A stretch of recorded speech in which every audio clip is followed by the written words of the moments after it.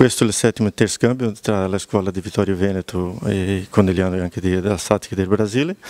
E tra 2 anni facciamo questo interscambio per fare più l'accoglienza, la vicinanza con i paesi che i nostri antenati sono partiti di qua. Così vogliamo conoscere questi posti dove siamo partiti e anche fare una conoscenza della lingua italiana e dei posti italiani, principalmente in Nord Italia.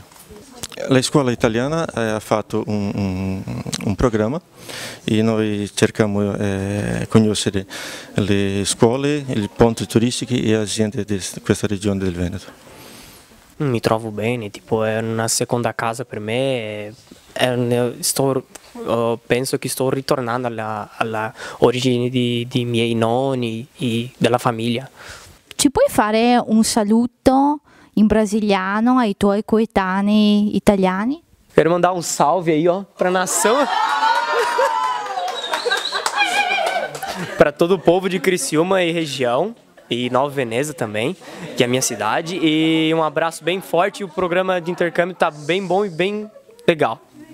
I ragazzi sono contenti, anche se un po' stanchi, perché il programma è impegnativo. Stanno via dalla mattina fino al pomeriggio inoltrato, visitano tante cose e sono abbastanza stanchi, ma li vedo molto soddisfatti. Com'è andato appunto tutto il percorso? Meravigliosamente bene, dall'accoglienza fino a tutto quello che ci hanno fatto vedere e i rapporti che si sono creati con i nostri amici brasiliani. Sia da docente che da mamma, far partecipare i propri figli è la cosa più bella che possiamo fare per loro.